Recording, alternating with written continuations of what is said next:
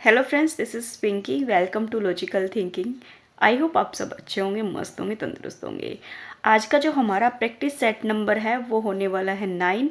और जो ये प्रैक्टिस सेट है ये 2019 का पेपर आज हम सोल्व करने वाले हैं। मैंने अभी तक आपको 2020 का करा दिया, 21 का करा दिया, 22 का करा दिया और 23 का भी आपको मेरे चैनल पे मिल जाएगा। आज का जो प्रैक्टिस सेट है और जो अब तक कराए हैं उनसे थोड़ा सा डिफरेंट मिलने वाला है। क्यों? क्योंकि इसका जो लेवल है वो थोड़ा सा अच्छा है। अच्छा मतलब एक तरीके से बहुत अच्छा है।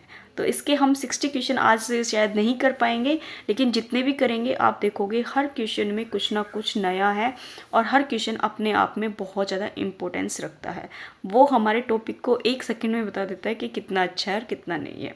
तो आज के जो टेस्ट में जो हमारे क्वेश्चन होंगे उनको हम बिल्कुल आराम से और एक तरीके से पेशेंस से सोल्व करने वाले हैं, क्योंकि आज हम यहाँ पे कोई मिस्टेक करने वाले नहीं है।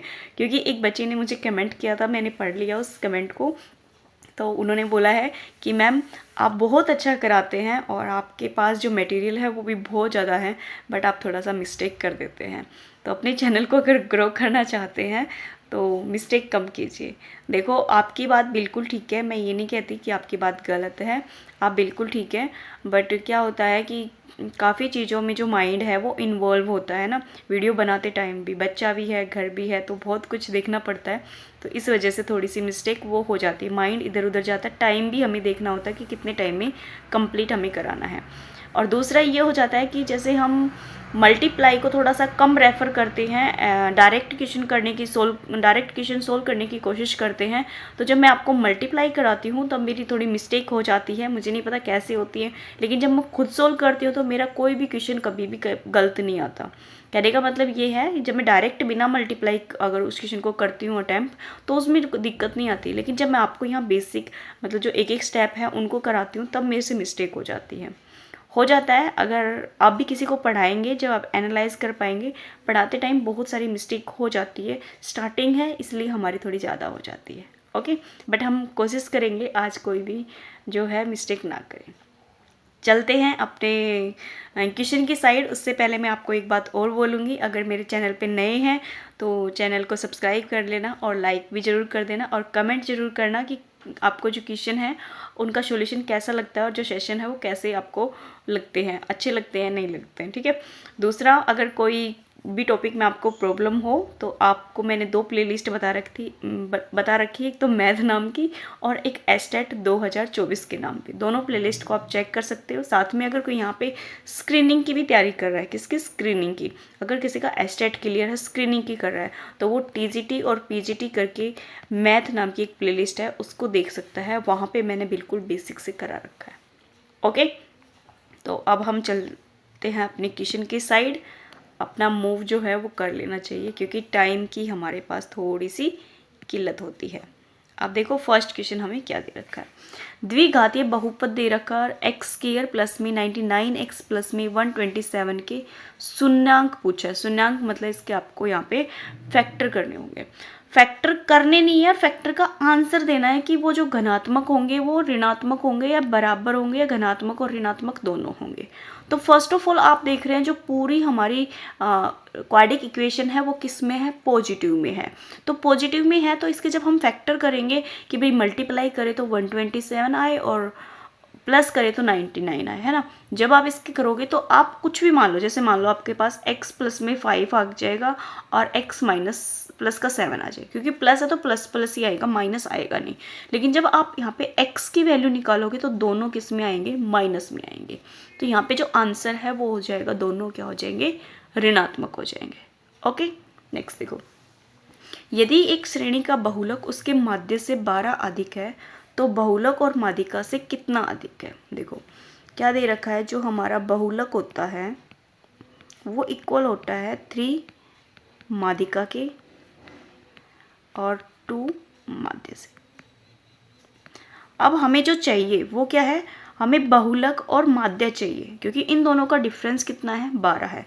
तो हम बहुलक के साथ क्या कर देंगे, बहुलक। अब हमें क्या चाहिए, यहाँ पे माइनस का क्या चाहिए, माइनस का चाहिए ना, दोनों में डिफरेंस है, तो माइनस का चाहिए। तो माइनस का एक अगर हम इधर लेके आएंगे इसको माइनस के 2 को, तो ये इस इधर लेके आएंगे तो प्लस का हो जाएगा। तो हम क्या करते हैं, दोनों साइड माइनस कर देते हैं माध्य को। तो दोनों साइड माध्य करेंगे तो 3 माध्यिका हो जाएगा ये, और ये भी 3 माध्य हो जाएगा। इसमें माइनस का जो है माध्य वो ऐड किया है ना, ऐड किया इसके अंदर। तो इन दोनों का डिफरेंस कितने दे रखा है, 12। यहीं से हमारा ये 3 कॉमन आ जाएगा, तो क्या आ जाएगा, ये माध्यिका और माइनस का माध्य। ठीक है, तो माध्यिका और जो माध्य में जो डिफरेंस है, माध्यिका और जो माध्य में जो डिफरेंस है वो किसके इक्वल आ जाएगा, 4 के इक्वल। पूछा क्या है इसने, बहुलक और माध्यिका का डिफरेंस पूछा है। किसका पूछा है, बहुलक और माध्यिका का। तो हमने जो फर्स्ट में जो हमारा फॉर्मूला है उसी से हमें ये डिफरेंस फिर से निकालना होगा। इन दोनों का डिफरेंस तो 4 आ गया, बट हमें निकालना क्या है, ये माध्यिका और बहुलक का। तो देखो बहुलक तो हमारे पास है, तो बहुलक को तो बहुलक ही रहने देंगे। ठीक है, अब हमें माध्यिका चाहिए, तो हम इधर लेके आएंगे, तो हमारा 1 लेके आएंगे ना, तीनों को नहीं लेके आएंगे, सिर्फ 1 को लेके आएंगे, तो क्या हो जाएगा, माध्यिका। अब मैं थोड़ा शॉर्ट में लिखूंगी, ठीक है, और ये हो जाएगा 2 माध्यिका और -2 माध्य हो जाएगा। 2 का ही माध्य हो जाएगा, 2 की माध्यिका हो जाएगी। तो आप देख रहे हैं जो मोड है वो माइनस हो जाएगा मीडियन। अरे ये वैल्यू रखनी है ना, ये तो हमें निकालना है, तो ये हमें निकालना है। तो इधर जो बचा है, इधर क्या बचा है, 2 मीडियन, ये फिर से लिख रही हूँ, माइनस का 2 मीन, ये हो जाएगा। इनमें से हम 2 कॉमन ले लेंगे दोनों में से, तो क्या आ जाएगा हमारा यहाँ पे, ये आ जाएगा। और निकालना, एक सेकेंड, हाँ निकालना तो ये है। तो आप देखेंगे कि ये जो निकालना है हमें, ये निकालना नहीं, जो आया है वो कितना आ गया, हमने जो पीछे सोल्व किया था उसमें 4 आ गया। तो यहाँ से जो मोड है माइनस का, जो मीडियन है वो कितना आ जाएगा, 2 आ जाएगा, और इसकी वैल्यू कितनी आ गई, 4। तो इंटू में 4, तो 4 दूनी कितनी हो जाएंगी, 8। तो यहाँ पे दोनों में डिफरेंस कितने का आ जाएगा, 8 का। ऑप्शन नंबर हमारा यहाँ पे जो सेकंड है, थर्ड है, ये सही हो जाएगा। फिर से बता रही हूँ, ध्यान से समझना। ये हमारा फॉर्मूला होता है, स्टैंडर्ड है, ये आपको पता ही होगा। इसका यूज़ करके पहले हमने इसका निकाला है, बहुलक और माध्य का जो डिफरेंस है वो निकाला है। बहुलक और माध्य को एक साइड लेके आए हैं, तो यहाँ से जो निकला है वो निकला है माध्यिका माइनस माध्य की वैल्यू 4 निकली है। क्लियर है। अब हमें बहुलक के साथ क्या चाहिए, माध्यिका चाहिए। तो हमने इस वाले फॉर्मूले का फिर से यूज़ करके जो बहुलक और जो माध्यिका है वो निकाल दिया। तो बहुलक और जो माध्यिका है उसका जो डिफरेंस है वो इक्वल आ जाएगा 2 time of median minus mean.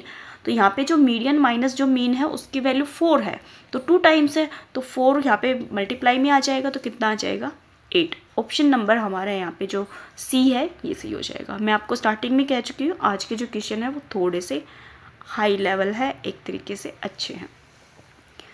दिए गए वर्ग की भुजाओं के मध्य बिंदुओं को जोड़कर एक वर्ग बनाया जाता है। इसी प्रकार यह प्रक्रिया अनियत जारी रहती है। प्रथम वर्ग की भुजा 4 सेंटीमीटर, तो सभी वर्गों का क्षेत्रफल पूछा है।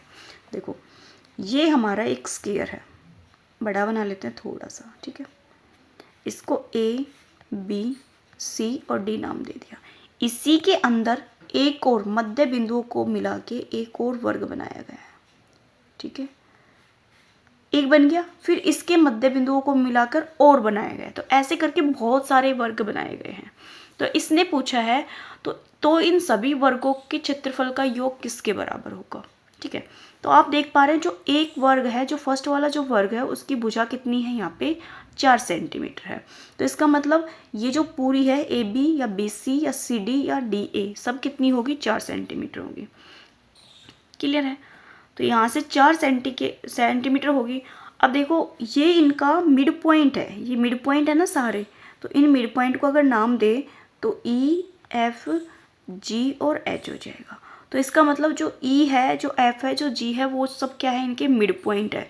मिड पॉइंट है तो ये AB कंप्लीट 4 है, तो इसका मैं हाफ कर दूंगी तो कितना आ जाएगा 2, और इसका भी हाफ कर देंगे तो कितना आ गया 2।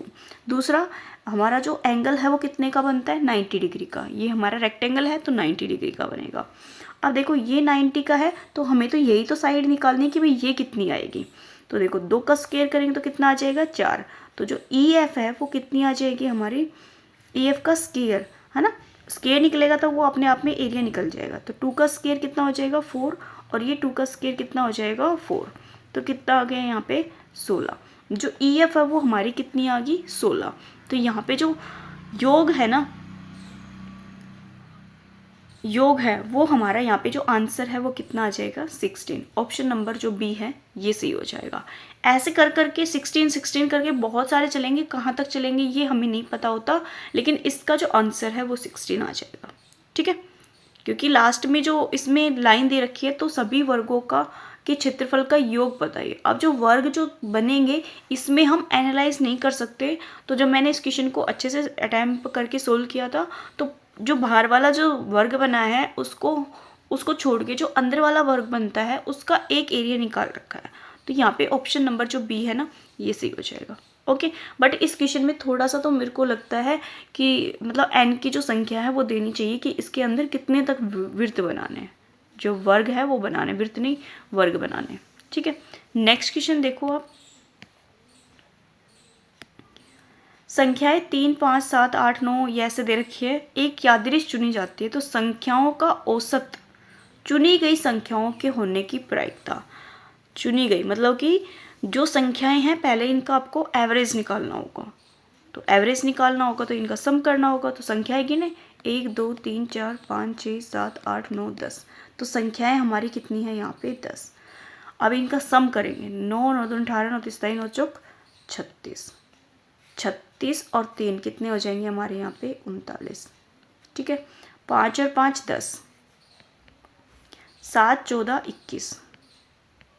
तो 9 और 1 10 हो जाएगा, 5 और 6 1 7। तो कितना आ जाएगा 70। ये क्या है हमारा एवरेज आया है।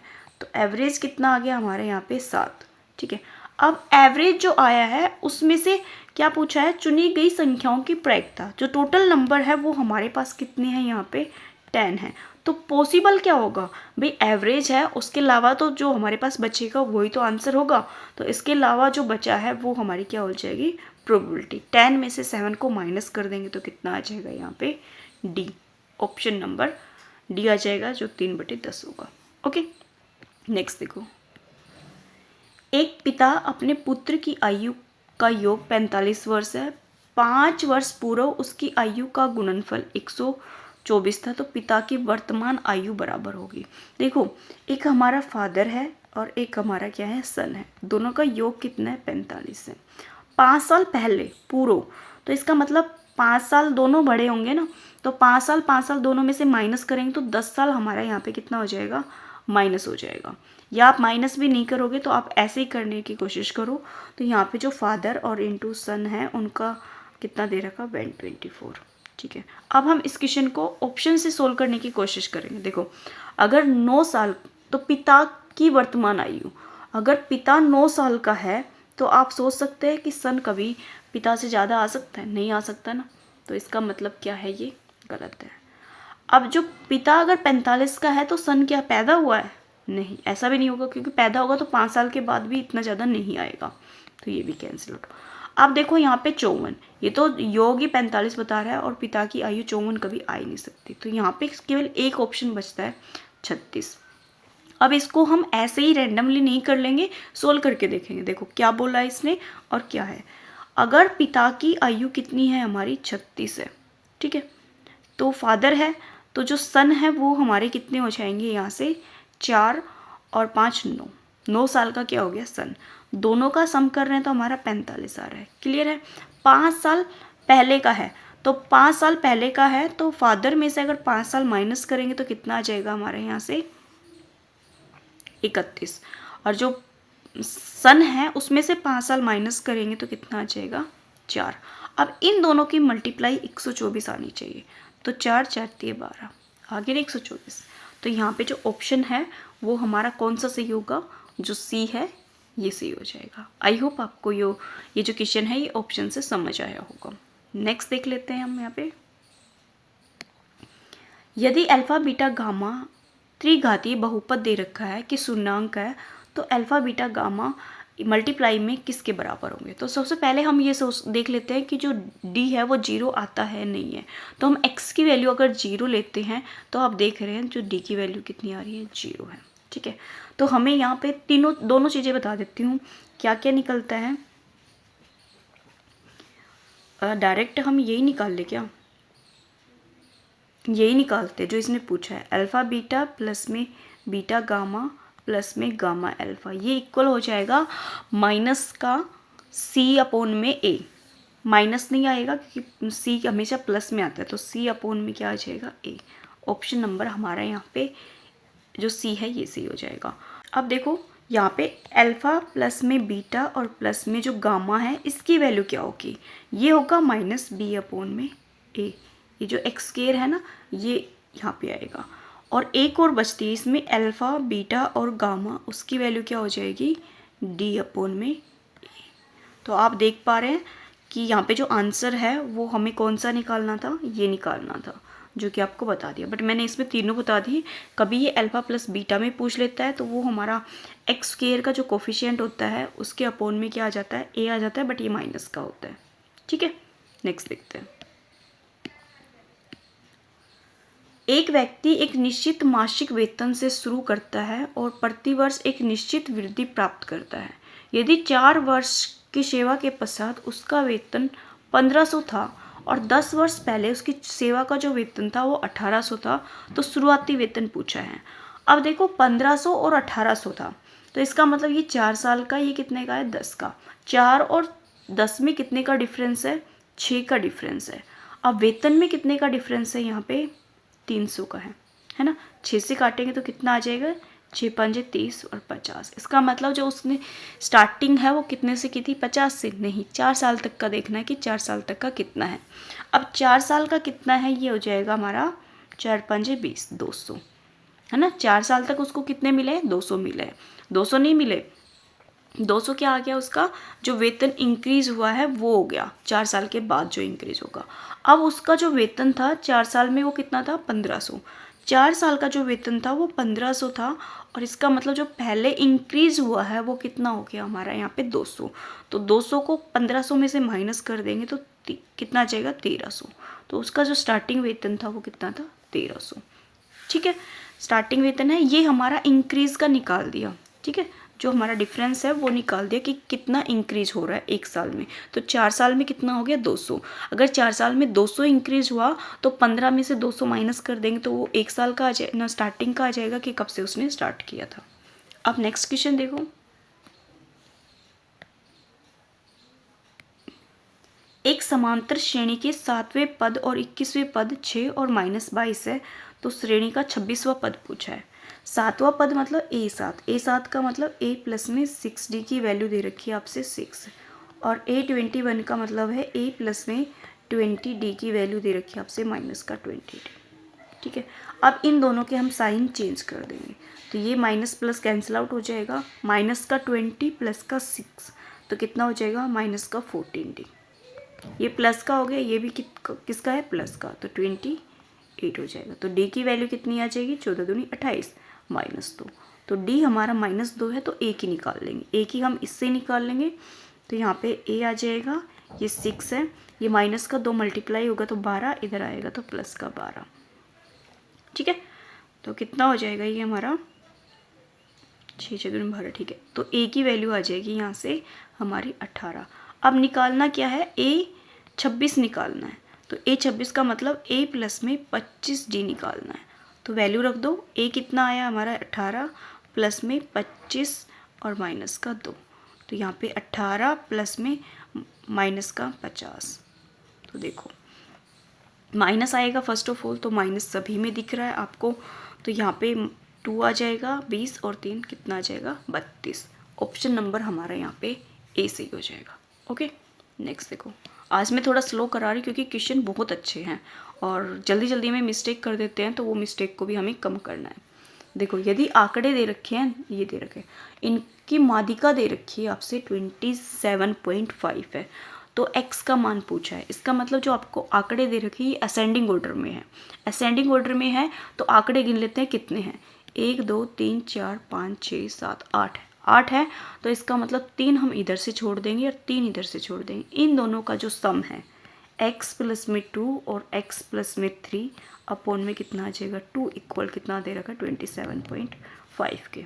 तो 2 को इधर मल्टीप्लाई कर देंगे और x और x हमारा 2x प्लस का 5 हो जाएगा, 5 दूनी 10 हो जाएगा, 7 दूनी 14 एक 15, 2 दूनी 4 एक 5, 55 आ जाएगा। ठीक है, तो यहाँ पे 2x की वैल्यू कितनी आ जाएगी 50, तो x की वैल्यू कितनी आ जाएगी 25। ऑप्शन नंबर हमारा जो बी है वो सही हो जाएगा। नेक्स्ट देखो, x प्लस में a की पावर n के प्रसारण का व्यापक पद पूछा है। व्यापक मतलब जो मेन पद है इसका वो पूछा है, जो हमारा सम होके आता है वो। तो ये हमारा कॉम्बिनेशन और जो परम्यूटेशन है ना वहाँ से दे रखा है। टीजीटी के अकॉर्डिंग थोड़ा अच्छा लेवल होता है इस वाले का, मतलब ये 12th का 11 12th में आता है, 11th में स्टार्ट हो जाता है, 12th में और ज़्यादा आ जाता है, तो ये 11th का है। तो यहाँ पे जब हम इसका सम निकालते हैं तो हमारा होता है कॉम्बिनेशन है ये, तो सम नहीं निकले कॉम्बिनेशन में हो जाएगा। यहाँ पे पावर कितनी है n का क्या आ जाएगा r, x की पावर होती है n माइनस आर, और यहाँ पे a है, a की पावर हो जाएगी r। तो देखो ये कहाँ मैच कर रहा है, n c r, n minus R नहीं, n माइनस आर नहीं होता, अपोन में तो r ये भी नहीं होता। ऑप्शन नंबर जो फर्स्ट है ना ये सही हो जाएगा। ओके, नेक्स्ट देखो, यहाँ पे महत्व समापवर्तक, यदि महत्व समापवर्तक दो संख्याएं दे रखी है और यहाँ पे 56 x दे रखा है और 72 y दे रखा है, तो x y की वैल्यू पूछिए। देखो जो आपने आज तक क्वेश्चन किए हैं एलसीएम और एचसीएफ के, उससे बिल्कुल अपोजिट है ये क्वेश्चन, है ना। तो यहाँ पे दो संख्याएं आपको दिख रही है, तो सबसे पहले आपको जो बड़ी संख्या है उसको ले लेना है और इसको हम सोल्व करेंगे यहाँ पे यूक्लाइड जो नहीं होता है यूक्लाइड, है ना, यूक्लिड डिवीजन मेथड से, लेमिना ये होता है यूक्लाइड डिवीजन लेमिना, तो हम उस वाले मेथड से इसको सोल्व करेंगे। तो फर्स्ट ऑफ ऑल आप देख रहे हैं सबसे बड़ा नंबर कितना है 72, तो 72 को अगर हम 2 से भी मल्टीप्लाई कर रहे हैं तो ज़्यादा जा रहा है, इसका मतलब कम से मल्टीप्लाई करना, रिमाइंडर बचाना है। तो यहाँ करेंगे तो कितना आ जाएगा 56 कर लेते हैं, ठीक है 56, क्योंकि एक नंबर 56 है, तो 56 इंटू में प्लस करेंगे तो हमारा कितना बचेगा यहाँ पे 18 नहीं 16 ही बचेगा ना, 12 6 और 6 1 16 बचेगा। ठीक है, अब जो 16 रिमाइंडर है ना, 56 को हमें ये लिखना है, 56 को मल्टीपल बनाना है, तो 56 को 16 को किससे मल्टीप्लाई करें कि ये हमारा 56 के नियर बाय चला जाए। तो 16 को अगर हम यहाँ पे 16 16 16 16 48 16 चौक 64 64, तो हमारा क्या जा रहा है ज़्यादा जा रहा है, तो 16 3 कितना आ जाएगा 48, प्लस में कितना रिमाइंडर बच रहा है 48 के बाद जो रिमाइंडर है वो बच रहा है हमारा 8। ठीक है, 48 और 8 हमारे 56 हो जाएंगे। अब जो 16 है इसको हम किससे मल्टीप्लाई करेंगे, जो 8 आएगा, 8 तो मल्टीपल में आएगा, है ना, तो 8 दूनी कितना हो जाएगा हमारा 16, तो प्लस में क्या आ गया 0। बस इस जो फॉर्मूला है इसकी एक ही खासियत है कि आपको जब तक सोल्व करना है जब तक आपका रिमाइंडर यहाँ पे 0 नहीं आता। तो सबसे बड़े नंबर का हमने यहाँ पे सेकंड नंबर है उसका मल्टीपल 1 से किया 16 आ गया, तो यहाँ पे जो मल्टीपल है इसको हमने यहाँ पे लिया है और जो 16 है उसको हमने यहाँ किसी नंबर से मल्टीप्लाई किया है तब ये आ गया। ठीक है, अब यहाँ पे 16, फिर हमने ये 16 है इसको यहाँ ले लिया और यहाँ 8 के मल्टीपल में कर लिया। ठीक है, अब जो है 8 है, जो एलसीएम है ना, एलसीएम नहीं एचसीएफ पूछा है, तो एचसीएफ है वो कितना आ गया 8, किन दो नंबर्स का 56 का और 72 नंबर्स का। इतना क्लियर है। अब यहाँ पे जो चलेगा वो थोड़ा सा इम्पोर्टेंट और हो जाएगा, तो ध्यान से देखना।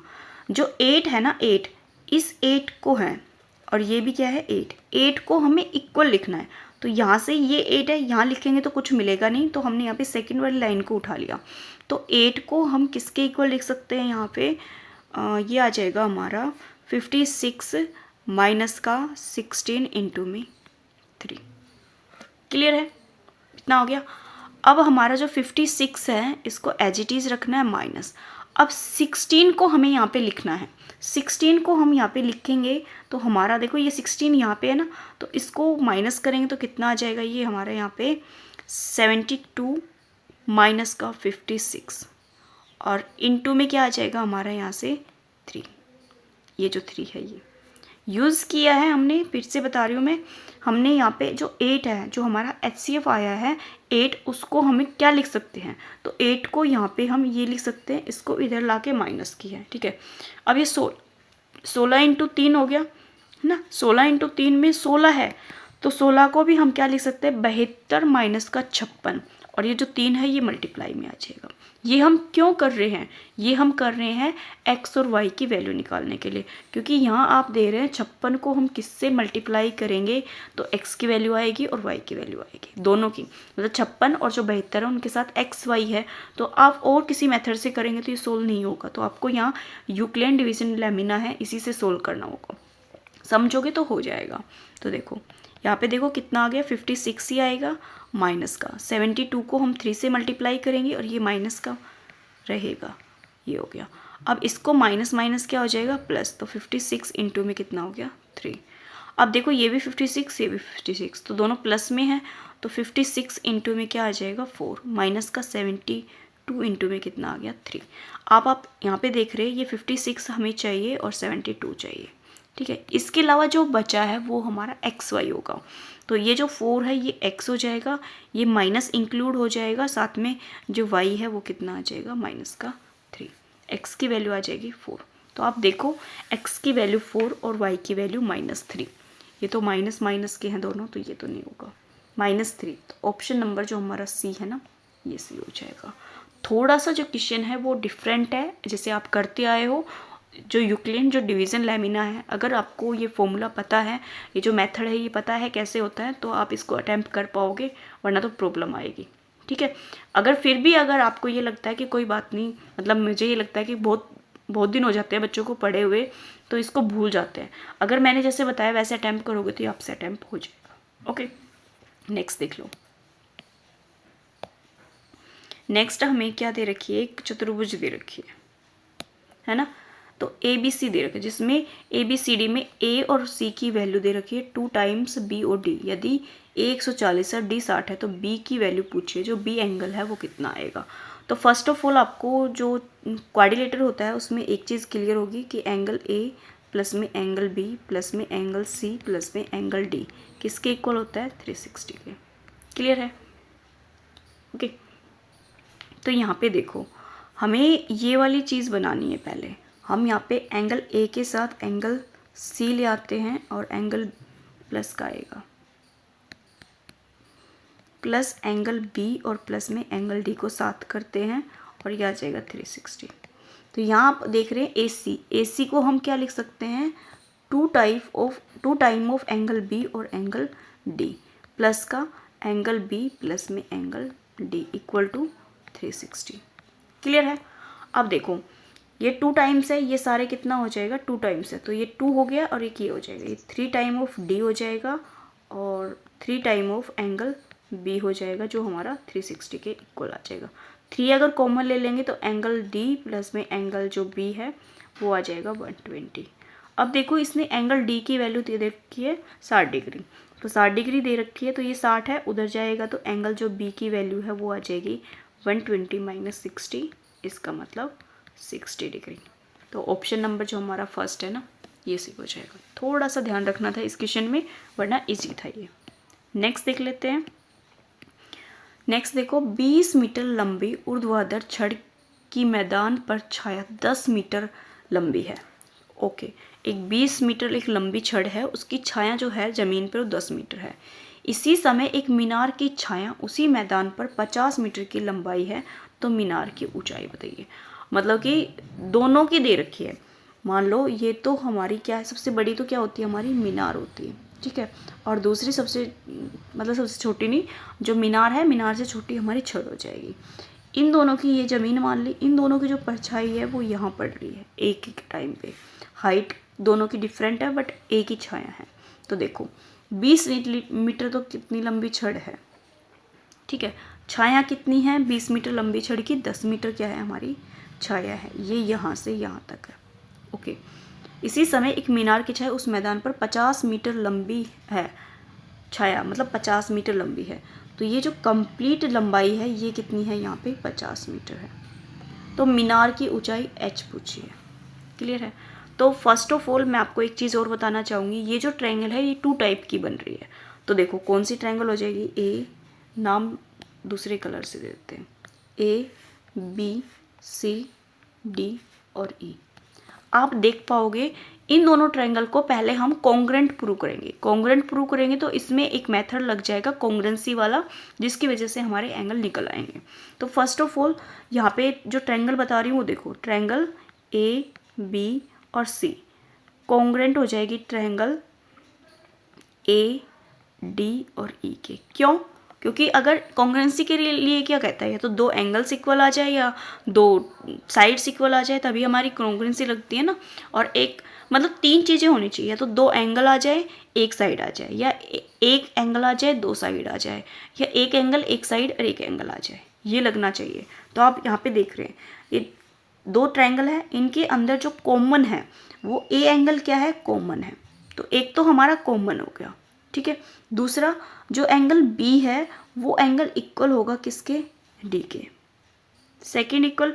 तो 2 एंगल जब इक्वल होता है तो हमारी कॉन्ग्रुएंसी का रूल लग जाता है। क्लियर है। अब इस ट्रायंगल को अगर देखोगे तो आप कैसे भी ले लेना, सेम साइड की इक्वल आ जाएगी दोनों में। तो हम यहाँ पे ले रहे हैं पहले BC, हमने यहाँ पे ले लिया BC, तो इक्वल का निशान लगा के यहाँ पे आप DF लोगे लास्ट का, जैसे लिखा है ना वैसे ही, ठीक है। फिर मैंने ले लिया यहाँ पे AC, अपॉन में ले लिया AC, तो यहाँ पे क्या ले लोगे आप, AE, ठीक है। तो BC कितनी है हमारे यहाँ पे 20 सेंटीमीटर और AC कितना है 10 सेंटीमीटर, और DE हमें निकालनी है जो हमारी हाइट H है, और AE की वैल्यू कितनी है 50 है। तो 0 से तो 0 कैंसिल आउट, और जो H की वैल्यू है वो कितनी आ जाएगी यहाँ से हमारी 100 मीटर। तो जो हमारी मीनार है वो कितनी आ जाएगी 100 मीटर। ऑप्शन नंबर हमारे यहाँ पे फर्स्ट सही हो जाएगा। कॉन्ग्रुएंसी जब लगती है तो जो ट्रायंगल्स हैं उनमें कोई भी साइड किसी भी साइड के इक्वल ले सकते हैं, बट कंडीशन क्या होती है, जो कॉन्ग्रुएंसी में जो ट्रायंगल की सीक्वेंस होती है वो हमारी सेम होनी चाहिए। जैसे हमने यहाँ पे ABC लिया है तो यहाँ पे ADE लिया है, तो जो AB है वो इक्वल AD के होगा, और जो BC है वो इक्वल होगा DE के। मतलब अगर एंगल A इक्वल है तो इसका भी एंगल A इक्वल ही होगा। अगर इसका एंगल B लिया है तो इसमें एंगल कौन सा इक्वल होगा, D इक्वल होगा। ओके, ये क्वेश्चन हमारा हो गया सिंप्लीफाई। अब हम नेक्स्ट देख लेते हैं, नेक्स्ट क्वेश्चन क्या है।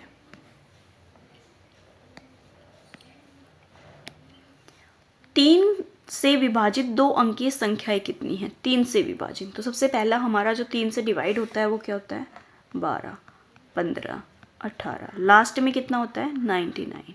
तो AP सीरीज बन जाएगी। तो AP सीरीज में लास्ट AN दे रखा है आपसे 99 इक्वल टू A कितना है 12, प्लस में N-1D निकालना है हमें, D की वैल्यू कितनी हो जाएगी 3। तो 99 हो जाएगा, ये हमारा 12 हो जाएगा, प्लस में 3N-3 हो जाएगा। तो 99 माइनस 12 में से 3 जाएगा तो हमारा कितना बचेगा यहाँ पे 9, ठीक है। 9 बचेगा प्लस का, इधर आएगा तो किसका हो जाएगा माइनस का, तो 3N हो जाएगा। तो 90 की वैल्यू कितनी आ जाएगी 3N। तो यहाँ पे N की वैल्यू कितनी आ जाएगी 30। देखो कौन सा ऑप्शन ठीक होगा, ऑप्शन नंबर जो हमारा फर्स्ट है ये सही हो जाएगा। नेक्स्ट देखते हैं, के किस मान के लिए, ये के मान दे रखे समांतर श्रेणी के 3 क्रमागत पद है। समांतर श्रेणी, समांतर श्रेणी का मतलब ये है आपकी ये जो सीरीज है ये AP सीरीज है, तो इसमें पूछा है कि के का मान बताओ। अगर ये तीनों क्या है क्रमागत है, मतलब पहले हमारा ये है फिर ये है ये 3 है। तो आपको AP सीरीज की कंडीशन पता होगा कि जब AP सीरीज होती है तो जो हमारा डिफरेंस होता है वो हमेशा सेम होता है। तो हम यहाँ पे डिफरेंस को सेम कर लेंगे। तो डिफरेंस सेम है तो मतलब इसमें से पहले हम इसको माइनस करेंगे तो भी इक्वल आएगा, और इसमें से अगर हम इसमें से इसको माइनस करेंगे तो दोनों इक्वल आएगा। मतलब 1, 2 और 3 है, ठीक है। ये मैं अपने हिसाब से बता रही हूँ। तो यहाँ पे जो D है वो 2 - 1 करोगे जब भी 1 आएगा, और 3 - 2 करोगे तब भी 1 आएगा। तो यही करेंगे हम यहाँ पे। तो देखो 4K - 6 माइनस कर देंगे हम, K - 2 आ जाएगा, इक्वल किसके आ जाएगा 3K - 2 माइनस का 4K और प्लस का 6। सिंप्लीफाई करो, 4K और 3K, 4K और K कितना हो जाएगा 3K, माइनस का 8 इक्वल टू 3 और 4 माइनस का के आ जाएगा, और 6 और प्लस माइनस का क्या है 2 है, तो प्लस का हमारा 4 आ जाएगा। ये जो के है ये इधर आएगा तो यहाँ 4 के हो जाएगा, और यहाँ 4 है ये 8 इधर आ जाएगा तो 12 हो जाएगा। तो 4 के की वैल्यू कितनी आ जाएगी यहाँ से 16, तो के की वैल्यू कितनी आ जाएगी यहाँ से 4, यानी के की वैल्यू पूछी थी जो कि हमारी आ जाएगी 4, जो कि आंसर के अकॉर्डिंग गलत है। ऐसे कैसे हो सकता है? 8 और 4 12, देखो 12 भी कर दिया और 4 भी लिख दिया मैंने, है ना। ये 12 भी कर दिया प्लस करके और 4 भी लिख दिया, और नीचे 16 लिख दिए, ये मिस्टेक है। मैंने बोला था मिस्टेक नहीं करेंगे, फिर भी होगी। देखो 8 और 4 तो इधर है, ये 8 इधर आएगा तो प्लस का हो जाएगा, तो कितना हो गया 12, तो के की वैल्यू कितनी आ जाएगी यहाँ से 3। ऑप्शन नंबर हमारा यहाँ पे सी से हो जाएगा। ओके, नेक्स्ट देखते हैं। एक आयताकार उद्यान की लंबाई और चौड़ाई का रेशो दे रखा है। यदि एक व्यक्ति उद्यान की सीमाओं पर 12 किलोमीटर घंटे की गति से साइकिल चलाते हुए 8 मिनट में एक चक्कर पूरा करता है तो उद्यान का क्षेत्रफल क्या होगा? अब एक चक्कर पूरा कर रहा है वो 12 किलोमीटर प्रति घंटे की स्पीड से और 8 मिनट में, तो उद्यान का क्षेत्रफल पूछा है। तो अच्छा है ये क्वेश्चन, अभी तक ऐसा क्वेश्चन आपको देखने को भी नहीं मिला होगा। तो देखो फर्स्ट ऑफ ऑल जो हमारी लेंथ और जो ब्रेथ है उनमें रेशो कितना हो जाएगा 3x और 2x हो जाएगा। अगर वो चक्कर लगा रहा है इसका मतलब क्या है, उसका पेरीमीटर। ये चीज़ क्लियर है। दूसरा ये दे रखा है हमें किलोमीटर प्रति घंटा और ये दे रखा है मीटर में, तो हम इसको चेंज कर देते हैं। तो 12 किलोमीटर को हम मीटर में चेंज करेंगे तो 5/18 आ जाएगा, इंटू में 8 मिनट है, मिनट को हम सेकेंड में चेंज करेंगे तो 60 आ जाएगा। ठीक है, 6 से काट देते हैं, 6 या 18, 6 दूनी 12, 3 से काटेंगे तो कितना आ जाएगा 3 दूनी 6, 20 आ जाएगा। तो यहाँ पे देखो कितना आ जाएगा 5 2 10, 10 और 20, 200, 200 और 8 1600, कितना आ गया 1600 मीटर आ गया। ठीक है, अब इसने क्या बोला है, ये जो 1600 जो मीटर है ये किसके इक्वल आएगा, ये हमारा आएगा पेरीमीटर के इक्वल, जो हमारा आयताकार उद्यान है उसके पेरीमीटर, क्योंकि ये चक्कर लगा रहा है। तो पेरीमीटर हो जाएगा 2 इंटू में लेंथ प्लस में ब्रेथ, 3x प्लस में 2x इक्वल टू कितना हो जाएगा ये 1600। किसकी वैल्यू निकालनी है x की, फिर उससे एरिया निकालना है। तो देखो 2 से काटोगे तो कितना आ जाएगा ये 800, तो ये 5x आ जाएगा 800 के इक्वल, और x की वैल्यू कितनी आ जाएगी 5 कम 5, 3 बचेगा, 5 30 0, 160। 160 क्या आई है, x की वैल्यू आई है। तो यहाँ एरिया पूछा है, तो यहाँ x की वैल्यू है तो 3 और 2 की मल्टीप्लाई 6 हो जाएगी, और x और x स्क्वायर हो जाएगा ना, x स्क्वायर हो जाएगा। तो इसका मतलब 6 इंटू में 160 इंटू में कितना आ जाएगा 160। तो आप देख पा रहे हैं 2 जीरो हमारी आ जाएगी, तो 2 जीरो तो हमारी है ही है सभी में। तो देखो 16 की मल्टीप्लाई 256 होती है ना, 16 की मल्टीप्लाई 15 की 225 होती है, 56 होती है, हाँ 256 आई। भगवान करे ठीक हो, नहीं तो बहुत मिस्टेक कर देती हूँ मैं। 6 6 36, 3 6 5 30 और 3 33, कितना बचेगा 3, 6 दूनी 12 और 3 15, कितना आ गया 15 36। देखो ऑप्शन में मैच हो रहा है क्या, ऑप्शन नंबर फर्स्ट तो गलत है भाई, फर्स्ट में तो है नहीं, सेकंड में भी नहीं, थर्ड। ये देखो ऑप्शन नंबर जो बी है ना, ये हमारा आंसर हो जाएगा, जो कि आ गया है। ठीक है, क्या बताया मैंने, क्योंकि जो राउंड लगा रहा है वो किलोमीटर प्रति घंटा में लगा रहा है, और जो आंसर है वो मीटर में दे रखा है, तो इस वजह से पहले हमने इसको किस में चेंज किया है, मीटर में चेंज किया है ना, मीटर पर सेकेंड में। तो ये आ गया, तो वो जो चक्कर लगा रहा है, चक्कर किसके लगा रहा है, एक वर्ग के लगा रहा है, तो वो क्या हो गया हमारा पेरीमीटर। तो जो 1600 मीटर है ये पेरीमीटर बन जाएगा। तो पेरीमीटर से हमें x की वैल्यू मिल जाएगी, एरिया पूछा है, x की वैल्यू को लेंथ और ब्रेथ से मल्टीप्लाई कर देंगे तो हमारा एरिया आ जाएगा, क्योंकि रेक्टेंगल का जो एरिया होता है लेंथ इंटू में ब्रेथ होता है। नेक्स्ट देखो, यदि एक संख्या x दे रखी है और x में 1 2 3 में चुनी जाती है, x जो है ये 3 में चुना जाता है, और एक संख्या y है जो इसमें चुनी जाती है, तो प्रोबेबिलिटी बतानी है x और y की, और ग्रेटर देन क्या होना चाहिए 9 होना चाहिए। ओके, 2 संख्याएं हैं और इनमें पूछा है कि हमारा जो प्रोबेबिलिटी है वो क्या है। तो देखो x की जो वैल्यू है वो हमारी 1, 2 और 3 है, ये हमारी x की है। y की कितनी है 1, 4 और 9। तो देखो जो हमारी एक्स वाई करते हैं तो जो 1 है 1 की मल्टीप्लाई एक बार हम 1 के साथ करेंगे, ठीक है, तो 1 आएगा। फिर हम क्या करेंगे एक्स वाई मल्टीप्लाई कर रहे हैं सारे, तो 1 की मल्टीप्लाई फिर हम 4 के साथ करेंगे तो 4 आएगा। 1 की मल्टीप्लाई 9 के साथ करेंगे तो 9 आएगा, ठीक है। फिर हम यहाँ पे 2 ले लेते हैं, तो 2 की मल्टीप्लाई 1 के साथ करेंगे तो 2 आएगा। 2 की मल्टीप्लाई 4 के साथ करेंगे तो 8 आएगा। 2 की मल्टीप्लाई 9 के साथ करेंगे तो कितना आ जाएगा 18। एक और बचा हुआ है कौन सा नंबर 3, 3 की ओर ले लो। 3 की मल्टीप्लाई 1 के साथ करेंगे तो 3 आ जाएगा। 3 की मल्टीप्लाई 4 के साथ करेंगे तो 12 आ जाएगा। 3 की मल्टीप्लाई 9 के साथ करेंगे तो कितना आ जाएगा 27। अब टोटल काउंट करना है कितना है, 3 और 3 6 है, 6 नहीं 1 का 3 है तो ये हमारा 9 हो जाएगा। 1 2 3 4 5 6 7 8 9, टोटल कितना आ गया हमारा 9 आ गया। अब इसने एक बोला है जो x और y की जो मल्टीप्लाई है वो ग्रेटर देन क्या होनी चाहिए हमारी, सॉरी ग्रेटर देन है, लेस देन कितनी होनी चाहिए 9। 9 से जो छोटी है उनको सबको काउंट कर लो, 1 2 3 4 5, और जो 9 से छोटी तो 5 आ गई, तो 5 बटे जो 9 है वो आंसर हो जाएगा, ऑप्शन नंबर बी से हो जाएगा। ओके,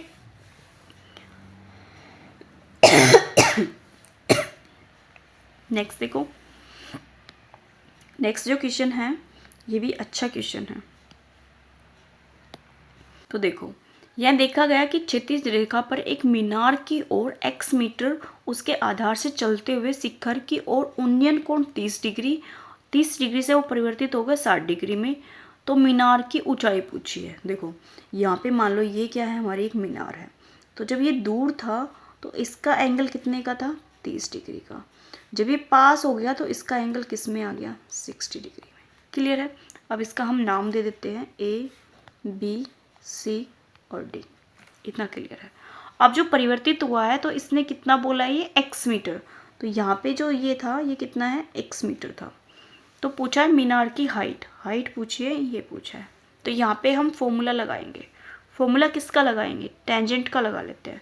तो टेंजेंट अगर हम यहाँ पे क्या देखते हैं 60 देखते हैं तो किसके इक्वल हो जाएगा ए बी अपॉन में बी सी। टेंजेंट 60 कितना होता है √3, तो ये कितना होगा ए बी एच है और बी सी हमने निकालना है। तो बी सी की वैल्यू निकालेंगे तो क्या आ जाएगा एच अपॉन में √3, ये बी सी की वैल्यू आ गई। अब हम दूसरा टेंजेंट ले लेते हैं, टेंजेंट 30 डिग्री। टेंजेंट अगर 30 ले लेंगे तो हमारा क्या आ जाएगा ए बी अपॉन में एक्स प्लस में हम बी सी कर सकते हैं, क्योंकि डी बी आएगा कंप्लीट, तो एक्स प्लस में हम बी सी कर सकते हैं। ओके, तो देखो टेंजेंट 30 हमारा कितना हो जाएगा 1 अपॉन में √3, और ए बी की वैल्यू कितनी है एच है, और ये क्या है एक्स प्लस में बी सी। ठीक है, तो बी सी को हम रख भी सकते हैं यहाँ पे, बट हम यहाँ से बी सी निकालते हैं तो ये आ जाएगा एक्स प्लस में B C equal to H √3। तो बी सी की वैल्यू निकालेंगे तो क्या आएगा एच √3 माइनस का एक्स। अब यहाँ पे जो बी सी है ये इक्वल है इस वाले बी सी के, है ना। तो दोनों में जो इक्वल है तो इन दोनों को हम एक दूसरे के इक्वल रख देंगे। तो यहाँ से देखो क्या आ जाएगा, यहाँ पे देखो h अपॉन में √3 इक्वल हो जाएगा हमारा यहाँ पे h √3 माइनस का x। वैल्यू किसकी निकालनी है h की निकालनी है। तो यहाँ पे जो √3 है इसको हम इधर भेजेंगे तो ये h ही रहेगा। √3 की √3 के साथ मल्टीप्लाई करेंगे तो 3h हो जाएगा, और इसकी करेंगे तो माइनस का x √3 हो जाएगा। ठीक है, अब ये √3 है या फिर ये वाली जो वैल्यू है इसको हम इधर लेके आए, h को इधर भेजे तो ये x √3 इक्वल टू हो जाएगा 4h। तो वैल्यू किसकी निकालनी है हमें, मीनार की हाइट निकालनी है, तो h निकालनी है। तो h की वैल्यू क्या हो जाएगी हमारी x अपॉन में √3 और 4 आ जाएगा, ये आ जाएगी हमारी यहाँ पे हाइट। 3h है, ये इधर प्लस में है, इधर आके माइनस में हो जाएगा, सॉरी किस में आएगा ये माइनस में। आप इस वाले स्टेप से देखो, ये जो h है इसको हम इधर लेके आएंगे तो ये माइनस में हो जाएगा, तो 2 आ जाएगा। तो यहाँ कितना आएगा 2, तो x अपॉन में √2 आ जाएगा, x इन 2 √3 अपॉन में 2 आएगा, जो कि आपका ऑप्शन नंबर सी दे रखा है। टेंजेंट दोनों ले रखे, एक बार टेंजेंट को 60 डिग्री लिया है, एक बार टेंजेंट को हमने 30 डिग्री लिया है। इससे जो हमारी BC की वैल्यू आएगी उन दोनों को हम इक्वल रखेंगे तो हमारी ये वैल्यू आ जाएगी। ओके, नेक्स्ट देख लेते हैं। एक पानी के गिलास की ऊंचाई 14 मीटर है और उसके दोनों वृत्तीय किनारों का व्यास 4 मीटर और 2 मीटर है। दोनों क्या है, व्यास है, तो ये 2 हो जाएगा और ये क्या हो जाएगा, 1 त्रिज्या। तो गिलास की क्षमता पूछी, कैपेसिटी पूछे, तो फर्स्ट ऑफ ऑल आपको पता होना चाहिए जो हमारा गिलास होता है वो किस शेप का होता है। अगर आप गिलास की बात करेंगे तो वो हमारा फर्स्टन शेप का होता है ना, जिसको हम फर्स्टन बोलते हैं या फ्रिस्टन बोलते हैं, वो शेप होगा। तो वहाँ से क्षमता पूछे तो वॉल्यूम निकलेगा। तो वॉल्यूम क्या होता है, 1/3 पाई और r² प्लस में r² प्लस में RH इंटू में क्या होता, R कैपिटल R आएगा, H तो बाहर आएगा। तो अगर आपको ये फर्स्ट नहीं पता क्या होता है तो आप मेरी मैथ नाम की प्लेलिस्ट पे जाइए और वहाँ चेक करिए, 2D और 3D में मैंने इसको करा रखा है। ये 3D का है तो आपको वहाँ पे ये मिल जाएगा। अलग से मेंशन भी कर रखा है क्योंकि इसमें 2-3 आते हैं जो मैंने अलग से मेंशन कर रखे हैं। तो यहाँ पे हम वॉल्यूम है वो निकाल लेंगे। तो 1/3 22/7 आ जाएगा। R की वैल्यू एक 2 है तो 4 होगी और 2 है तो 4 होगी और ये 1 हो जाएगी, ये प्लस में ये 2 हो जाएगी, इंटू में 14 आ जाएगा। तो 7 दूनी तो 14 हो जाएगा। ठीक है, तो यहाँ देखो 1/3 ये 22 हो जाएगा और इंटू में 4 और एक 5 और एक 7 हो जाएगा। तो यहाँ आप देख पा रहे हैं कितना आ रहा है, ये 7 दूनी 14 और 154/3 आ रहा है। तो 3 से करेंगे तो नहीं आ रहा, ये 3 से करेंगे तो नहीं आ रहा। तो क्या मिस्टेक है, यही होता है वॉल्यूम। तो 1/3 पाई के अकॉर्डिंग 1/3 पाई, और ये वॉल्यूम तो यही होता है इसका। अगर आप ध्यान से देख रहे हैं तो मुझे तो यहाँ पे कोई मिस्टेक नहीं दिख रही है ना, कोई मिस्टेक नहीं दिख रही है। तो 1/3 22/7 हो गया, 4 2 1 हो गया क्योंकि ये हमसे व्यास दे रखा है दोनों ही। तो व्यास की हमने आधी त्रिज्या कर दी है, तो ये 2 हो जाएगा, ये 1 हो जाएगा, ये हमारा 2 हो जाएगा क्योंकि 1 से मल्टीप्लाई करेंगे तो हमारा H 14 है। तो 7 दूनी 14, ये 2 बचा हुआ है भाई, ये 2 भी बचा हुआ है। तो इसको 2 से और मल्टीप्लाई कर दो, 4 दूनी 8, 5 दूनी 10 और 2 एकम 2 एक 3 अपॉन में 3 से कैंसिल आउट कर दो, 3 एकम 3 0, 3 दूनी 6, कितना बच गया 2 पॉइंट आ जाएगा, 3 छिंग 18, कितना बच गया 2, 3 छिंग 18 ये आएगा। तो यहाँ पे देखो 1.102.66 ऑप्शन नंबर जो हमारा ए है ना, ये सी हो जाएगा। यहाँ पे पॉइंट के बाद अगर 2 डिजिट, अगर देखो ये लास्ट का है ना 66, ये रिपीट हो रहा है, तो यहाँ पे हम एक डिजिट छोड़ के पॉइंट के बाद सेकेंड वाले डिजिट को, अगर ये 5 से बड़ा आता है तो हम इसमें एक ऐड करके इसको यहीं पे फिनिश कर देते हैं, 7 आ जाता है। तो यहाँ पे जो ऑप्शन नंबर जो ए है ना, ये सी हो जाएगा। ओके, नेक्स्ट देख लेते हैं हम। मिस्टेक थी इसमें छोटी सी कि हमने वो जो 2 था वो छोड़ दिया था। नेक्स्ट देखो, समीकरण दे रखा है और x का मान पूछा है, तो समीकरण जो है उसको सोल्व करो। ये 9 है और ये हमारा 7 है, तो 9 में से 7 जाएगा तो कितना बचेगा हमारे यहाँ पे 2√x बचेगा, माइनस का 36 और इक्वल टू माइनस का 16। तो यहाँ पे 2√x हो जाएगा और ये माइनस का 16 और प्लस का 36। तो 2√x इक्वल टू कितना हो जाएगा 0 2 20। तो 2 की वैल्यू कितनी आ जाए, √x की वैल्यू कितनी आ जाएगी 10, और x की निकालनी है तो यहाँ स्क्वायर रूट कैंसिल आउट कर देंगे स्क्वेयरिंग करके, तो ये कितना आ जाएगा 100। ऑप्शन नंबर हमारा यहाँ पे जो डी है ये सही हो जाएगा। नेक्स्ट देखो, यहाँ 2 की पावर 3 4 ये दे रखा है, शून्यों की संख्या पूछिए, कितना पूछा है 0 पूछे कि नंबर ऑफ जीरोस क्या होती है। आपको एक चीज़ पता होगा, जो 5 है 1 और एक 1 और एक 2 मिलके एक 0 का निर्माण करते हैं, एक 0 बनाते हैं। तो इसका मतलब ये है कि जिसकी वैल्यू अगर 5 की जो पावर है वो मान लो 3 है और 2 की पावर कितनी है 2 है, तो हमारी जो नंबर ऑफ जीरो है वो डिपेंड कौन सी पावर पे करेगी 2 पे करेगी, क्योंकि यहाँ पे जो 3 5 है ना, इनके लिए 2 तो ओनली 2 ही है, तो ये जो 5 है ये खाली रह गया ना, तो यहाँ पे ये 0 बनाएगा, तो यहाँ 10 और 10 कितना हो जाएगा 100। तो यहाँ पे अगर डायरेक्ट करोगे तो 2 की पावर 2 है तो कितना आ गया 4, तो 5 की पावर 3 है तो 5 की पावर 2 तक लगोगे तो 25, 25 के कितना आ जाएगा 100। ऐसे यहाँ पे करना है। यहाँ 2 की पावर 3 है और यहाँ 5 की पावर 4 है, तो इसका मतलब 2 की पावर 3 लेनी है और 5 की पावर भी कितनी लेनी है 3, क्योंकि यही 0 बनाएगा, 4 0 नहीं बनाएगा 5 की पावर। जिसकी पावर कम है वो लेना है और उसके साथ 5 की भी पावर उतनी लेनी है, ठीक है। अगर यहाँ 5 की पावर 3 होती और 2 की पावर 4 होती तो हम 5 की पावर 3 लेते और 2 की पावर भी हम यहाँ 3 बना लेते। तो देखो 2 की पावर 3 कितना हो जाएगा 8 और 5 की पावर 3 कितना हो जाएगा 125। तो मल्टीप्लाई कर लो, 8 5 40, 4 8 दूनी 16 और 4 कितना हो जाएगा 20, 2 8 एकम 8 और 2 10। तो यहाँ पे नंबर ऑफ जीरोस कितनी है 3, तो ऑप्शन नंबर 3 सही हो जाएगा। अगर आप देख पा रहे हैं तो इनकी पावर कितनी है 1 1 है, तो आपकी 1 0 है। यहाँ पे जो पावर को बैलेंस कर रहे हैं तो यहाँ पे 2 आना चाहिए ना, पावर को बैलेंस करेंगे तो पावर 2 है तो 2 0 है, तो यहाँ पे पावर 3 है तो कितनी 0 आएगी 3 0 आएगी। डायरेक्ट भी कर सकते हैं। नेक्स्ट देख लेते हैं हम। यदि एक ऊर्ध्वाधर खंभे की ऊंचाई मैदान में उसकी छाया की लंबाई का √3 गुना है तो सूर्य उस समय मतलब जो कोण है वो कितने का बनाएगा। आपने इस चैप्टर में देखा होगा जो हमारा हाइट और डिस्टेंस है उससे बहुत ज़्यादा क्वेश्चन दे रखे हैं ना, बहुत ज़्यादा दे रखे हैं ना। वैसे तो आपको कम ही मिलते हैं लेकिन इसमें ज़्यादा दे रखे हैं। तो देखो एक खंबे की ऊंचाई मैदान में उसकी छाया की लंबाई की 1/3 है, मतलब ये हमारा खंबा लगा लो, इसकी छाया ये है, ठीक है।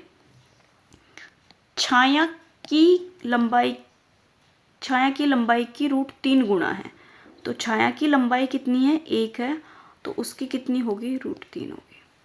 तो सूर्य उस समय एंगल पूछा है कि कितने डिग्री का एंगल बनाएगा, तो ये हमारा 90 का हो जाएगा, ये 90 का है। सन हमारा यहाँ पे होगा और एक वैल्यू हमें ये जो है ये निकालनी है, तो ये हम अगर थीटा मान लेते हैं और इस थीटा को हम टेंजेंट के रिस्पेक्ट में लिखते हैं, टेंजेंट थीटा इक्वल क्या हो जाएगा √3/1। तो टेंजेंट जो है थीटा वो √3 किस पे होता है, टेंजेंट जो है वो 60 पे कितनी वैल्यू देता है √3 देता है। तो यहाँ पे जो ऑप्शन है वो कौन सा ठीक हो जाएगा, ए ठीक हो जाएगा। ओके नेक्स्ट देखो। अब देखो जो नेक्स्ट क्वेश्चन है वो भी बहुत अच्छा है। यदि a cos थीटा प्लस में b sin थीटा c है तो यहाँ पे a sin थीटा और b cos थीटा की वैल्यू निकालनी है। बहुत अच्छा क्वेश्चन है और बहुत बड़ा भी जाने वाला है, तो हम इसको नेक्स्ट पेज पे कर लें। a cos थीटा और b sin थीटा, कोई बात नहीं। यहाँ पे देखो क्या है ये हमारा a cos थीटा माइनस का b sin theta equal to है c के। एक बार हम देख लेते हैं ये ठीक है क्या, a cos theta b sin theta और c, ठीक है। अब देखो यहाँ पे हम क्या कर देते हैं स्केयरिंग कर देते हैं, तो ये स्केयर हो जाएगा, तो ये a square cos square theta plus में b square sin square theta plus में 2 माइनस आएगा 2 माइनस का 2ab cos थीटा और sin थीटा और इक्वल टू आ जाएगा c स्केयर के, ठीक है।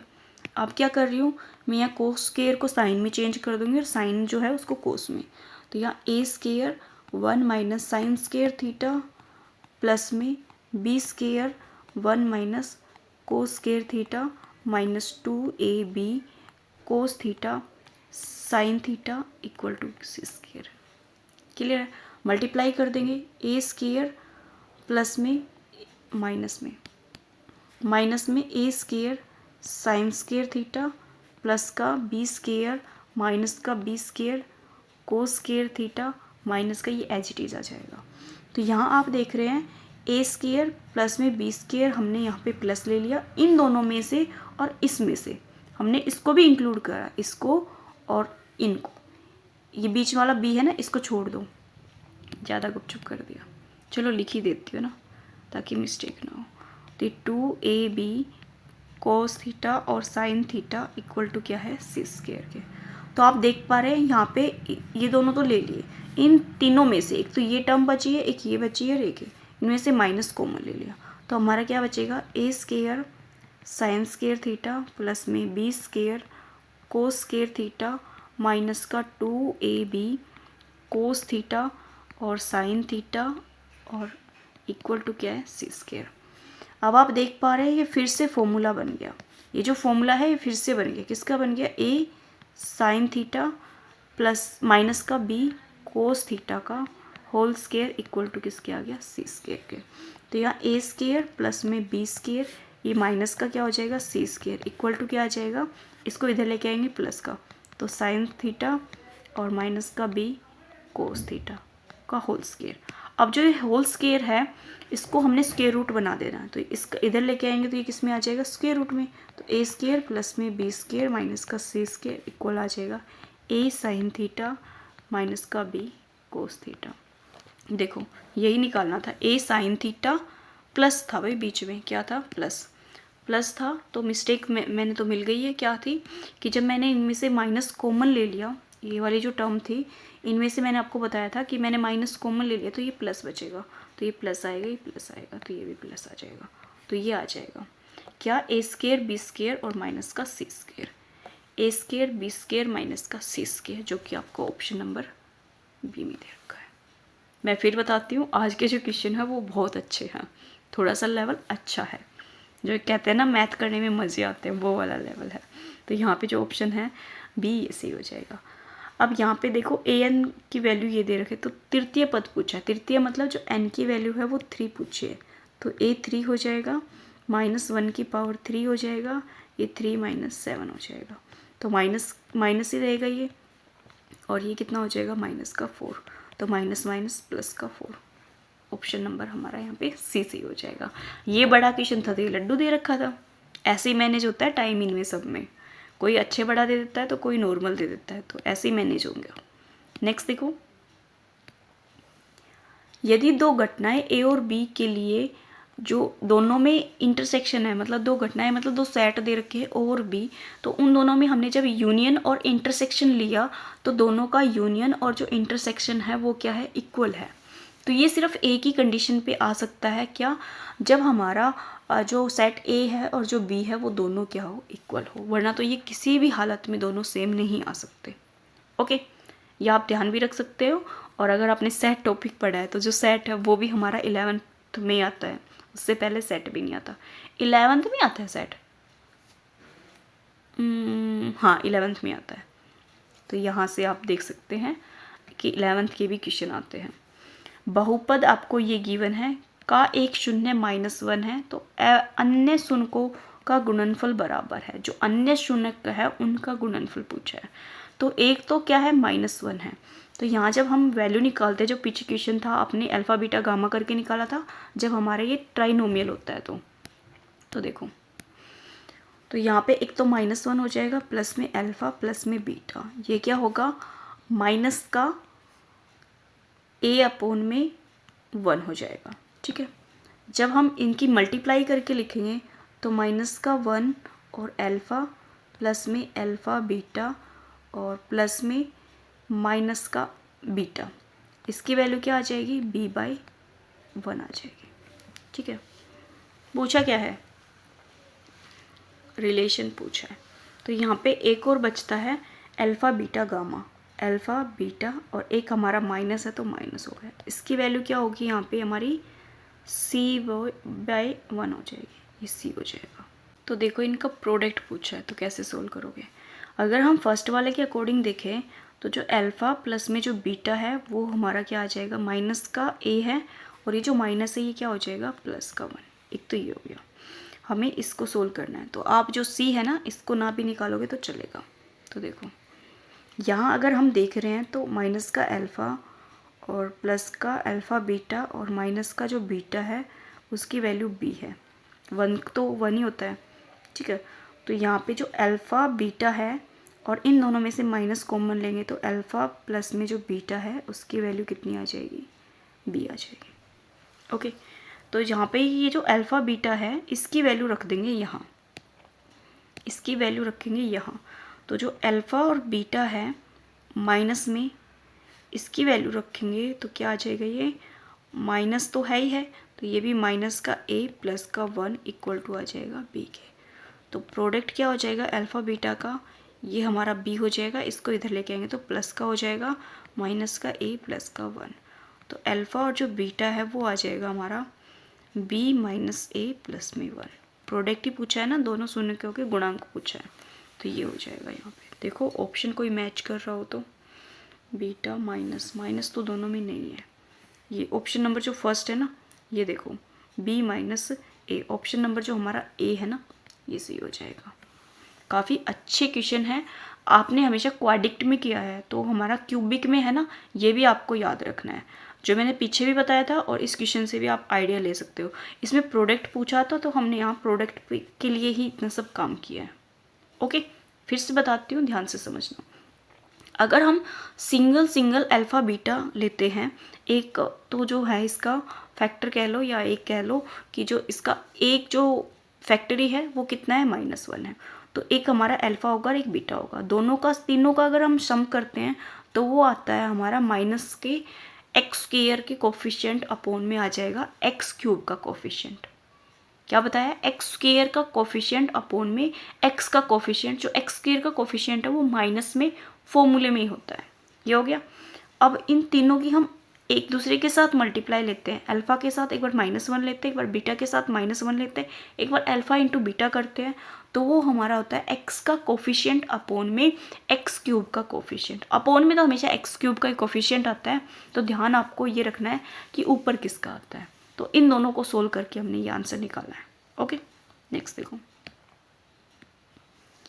दो समद्विबाहु त्रिभुजों के कोण बराबर हैं, ठीक है, उनके क्षेत्रफल 16 और 25 है, तो इनके समरूप ऊंचाइयां पूछिए।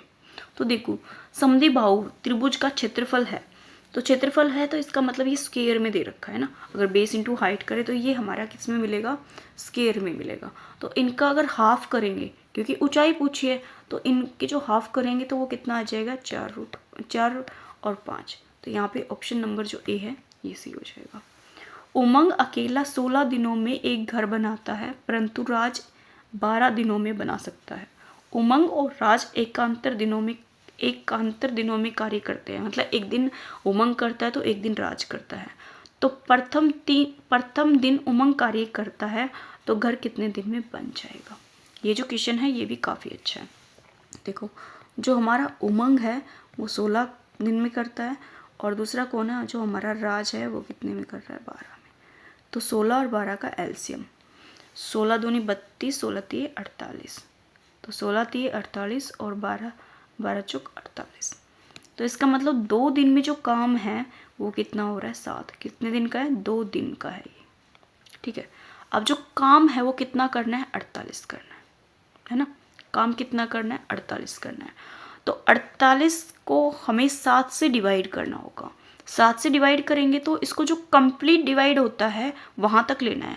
तो 7 छिंग 42, तो 42 के बाद कौन आएगा, 42 जो काम है वो क्या है, दोनों मिलके आराम से कर लेंगे, लेकिन सातों सातों कितने हो जाएंगे, उन्हें जो ज़्यादा हो जाएंगे। तो यहाँ पे 2 दिन का जो काम है वो कितना है, 7 है। जब हम डिवाइड करते हैं तो इसके कितने जोड़े बन जाएंगे, 6 जोड़े बन जाएंगे, क्योंकि 6 से डिवाइड करेंगे तो कितने, 7 से डिवाइड करेंगे तो 6 7 42। बचेगा कितना, जो हमारा रिमाइंडर है वो कितना बचेगा, यहाँ से 7 दिन का, 42 है तो 6 दिन का, सॉरी कितने का बचेगा, 6 दिन का, 42 है ना, तो 6 दिन का काम बचेगा। अब जो 6 दिन का काम है, अब उसको करने कौन आएगा भाई, पहले करेगा कौन, 3, पहले उमंग आ रहा है ना, तो पहले जो 6 दिन के काम को है वो करेगा कौन, उमंग करेगा, तो 3 + 3 कर देंगे, तो 3 से तो 3 डिवाइड हो जाएगा, तो इसका मतलब उमंग तो उसको कंप्लीट कर देगा। लेकिन बचा कौन है, अब जो 3 बचा है लास्ट का, उसको कौन करेगा, ये हमारा राज आ जाएगा, 4 आ जाएगा। तो 6 और 7 कितने हो जाएंगे, 13 दिन, और ये कितना आ जाएगा, 3/4 ये आ जाएगा। 13 सही 3/4 दिन में ये जो काम है ये खत्म हो जाएगा। ऑप्शन नंबर हमारा बी सही हो जाएगा। फिर भी अगर इस क्वेश्चन में आपको प्रॉब्लम है तो मैंने आपको प्लेलिस्ट बता रखी है, आप उसमें जाइए और ये वाले टाइप आपको सेम मिल जाएगी वहाँ पे। ओके, नेक्स्ट देखो। यहाँ पे 15 कॉम्बिनेशन 3R है और यहाँ 15 कॉम्बिनेशन R+3 है, तो R की वैल्यू पूछिए। ये पता नहीं क्यों 11th-12th के भी टॉपिक दे रहा है इसमें, आई डोंट नो क्यों दे रहा है, बट ये दे रहा है तो सोल्व करना होगा। मुझे आता है इसलिए मैं आपको सोल्व करा पाती हूँ, अगर मैंने भी नहीं पढ़ा होता तो मैं भी नहीं कर पाती। बट मैं तो यही कहूँगी, जब इसका परमुटेशन और कॉम्बिनेशन आप देख रहे हैं आ रहा है, और साथ में एक क्वेश्चन और आया था ना, वो भी आपका 11th का ही था सेट, तो उससे भी क्वेश्चन आते हैं, तो थोड़ा सा आप उन पे भी थोड़ा नज़र मार लेना, एक दो टॉपिक पे। जैसे सेट आ गया, परमुटेशन और कॉम्बिनेशन है, तो इन पे थोड़ी सी नज़र मार लेना। अब देखो यहाँ पे 15 कॉम्बिनेशन R3R है इक्वल टू है 15 कॉम्बिनेशन R+3 है। तो यहाँ पे जो इस वाले हैं ना, इसमें चेंज करते हैं, ये तो 15 कॉम्बिनेशन 3R हो जाएगा और यहाँ 15 कॉम्बिनेशन। अब हम इसको 15 में से जो 15 है ना, इसमें से इसको माइनस भी कर सकते हैं, ये R माइनस का कितना हो जाएगा 3। तो यहाँ इस वाले कॉम्बिनेशन को सोल्व करेंगे तो 15 कॉम्बिनेशन, तो यहाँ पे कितना हो जाएगा, 15 में से 3 जाएगा तो 12 माइनस R।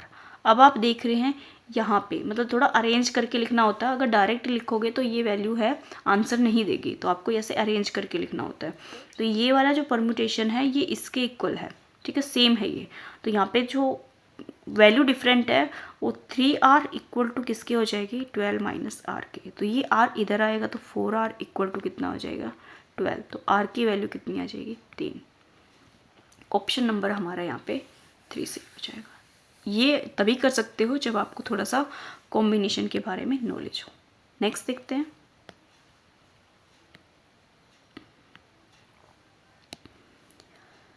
इसको सिंप्लीफाई ही करना है, यहाँ पे भी है ना, देखो यहाँ पे करते हैं तो 16 है, 16 ही रहने दो। 2 की पावर n+1 है, तो 2 की पावर n भी लिख सकते हैं और 2 की पावर 1 भी लिख सकते हैं, दोनों को ब्रेक कर दिया। -4 इंटू में 2 की पावर n ही रहने देते हैं, अपॉन में कितना आ जाएगा 16 इंटू 2 की पावर n और 2 की पावर 2, माइनस का 2 इंटू में 2 की पावर n और 2 की पावर 2। दोनों में से जो n है वो हम कॉमन ले लेते हैं, तो कॉमन लेंगे तो देखो कट जाएगा, एक n ये एक n है, ठीक है, ये दोनों में से कॉमन है, सॉरी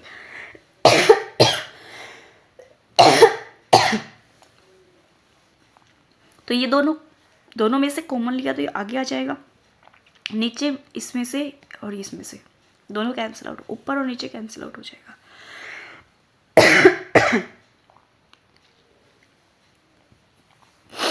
तो यहाँ पे जो बचने वाला है वो देखो 16 और 2 की मल्टीप्लाई कितनी हो जाएगी 32, माइनस 4 बचेगा, 16 और 4, 16 चौके 64, तो 2 की पावर 2 और 1 कितना हो जाएगा 8। 32 में से 4 जाएगा तो कितना आ जाएगा हमारा 28। 64 में से 8 जाएगा तो हमारा कितना आ जाएगा 56। तो कट कर दो, 28 दूनी कितने होते हैं 56, 28 दूनी 56 होते हैं ना, तो ये कैंसिल आउट हो जाएगा, 1/2 आंसर आ जाएगा, जो कि आपका ऑप्शन नंबर बी में दे रखा है। ओके, नेक्स्ट देखते हैं। 6,896 रुपये पर निमिन में से कौन सी अधिकतम छूट देगा, मतलब इस पे जो है वो छूट देखनी है कि कौन सा सबसे ज़्यादा देगा। देखो 5% और 5%, तो 2 छूट है, क्रमागत बट्टे हैं, तो 5% और 5%, तो मतलब 5 प्लस में 5 माइनस 5 इंटू में 5 करेंगे तो अपॉन में 100 आ जाएगा, तो ये 10 माइनस ये कितना आ जाएगा 25, 25 में 25 5 से काट दो, 25 25 चौके 100, तो 1.4 की वैल्यू होती है 0.25 ही होती है आई थिंक, तो ये मतलब 10 में से माइनस होगा। तो यहाँ पे 10% का जो बट्टा है ये तो डायरेक्ट 10% है। यहाँ पे देखो 8 और 2 कितना दे रखा है 10% दे रखा है, तो दोनों का अलग करेंगे तो 8 प्लस में 2 माइनस 8 इंटू में 2 अपॉन में कितना आ जाएगा 100, तो 8 और 2 कितना हो जाएगा 10, माइनस यहाँ काटेंगे तब भी पॉइंट में आएगा, नहीं काटोगे तब भी, 8 दूनी 16, 100 तो 0.16 आएगा। अब आप देख रहे हैं कि ये तो 10 में से माइनस होके मतलब 9 के समथिंग जा रहा है ना, ये भी माइनस के होके 9 के समथिंग जा रहा है, लेकिन जो 10% है वो अपने आप में एक 10% का बट्टा है, तो यहाँ पे जो सबसे ज़्यादा अधिकतम बट्टा है वो 10% का है, तो ऑप्शन नंबर जो हमारा बी है ये सी हो जाएगा। जब भी आपको जो है वो क्या बोलते हैं दुकानदार पागल बनाता है तो वो इस टाइप का जो बट्टा है वो यूज़ करता है। वो क्या करता है, पहले कितना परसेंट डिस्काउंट था, 10% है, अभी जो डिस्काउंट है वो 5% और एक्स्ट्रा हो रहा है, तो टोटल मिला के वो कहेगा 15% का डिस्काउंट है। लेकिन हकीकत में देखोगे तो वो आपका, जैसे आपने इन दोनों में देखा है, वो ऐसे मायने रखता है, मतलब ऐसे कम होता है, 15 का नहीं होता, 15 से कम होता है। वो बेवकूफ़ बनाने के लिए होता है सिर्फ हमें। ओके, नेक्स्ट देख दो। देखो आप भी अगर ऐसे बेवकूफ़ बने तो कमेंट करके बताना कि हाँ मैडम हम भी ऐसे बेवकूफ़ बनते भी हैं, अभी भी बनते हैं, अभी भी कर लेते हैं हम ये काम, क्योंकि हम इतना ध्यान नहीं देते। जो चीज़ें हमें पसंद आ जाती है उस पर चाहे कितना ही डिस्काउंट हो या ना हो हम खरीद लाते हैं। थोड़ा सा डिस्काउंट दिख जाता है उस पर लिखा तो वो हमें अट्रैक्ट करता है कि इस पर इतने % डिस्काउंट है तो हम इस चीज़ को खरीद लें। देखो नेक्स्ट, एक बेलनाकार खंभे का वक्र पृष्ठीय क्षेत्रफल दे रखा है और वॉल्यूम दे रखा है और व्यास बराबर पूछा है। ठीक है, बेलन का वक्र पृष्ठीय क्षेत्रफल, तो बेलन का जो वक्र पृष्ठीय क्षेत्रफल वो होता है 2πRh, है ना, 2πRh। और जो वॉल्यूम होता है, पहले हमें वॉल्यूम लिखना चाहिए ऊपर क्योंकि वॉल्यूम बड़ा होता है, तो वॉल्यूम होगा हमारे बेलन का πr² और 2πRh। ठीक है, दोनों बेलन के हैं तो जो कॉमन है वो काट दो, h से h कैंसिल आउट, r से r कैंसिल आउट, पाई से पाई कैंसिल आउट, तो यहाँ पे तो क्या बचा है, r/2 बचा है। ठीक है, अब इनमें देख लेते हैं वॉल्यूम में क्या बचेगा, 924 और 264, तो दोनों जो हैं वो किससे कट जाएंगे, फर्स्ट ऑफ ऑल तो ये हमारे कट जाएंगे 4 से काट लेते हैं। 4 दूनी 8, 4 तिये 12, 1, 4 छिंग 24 और 4 छिंग 24, 3 से कट जाएगा।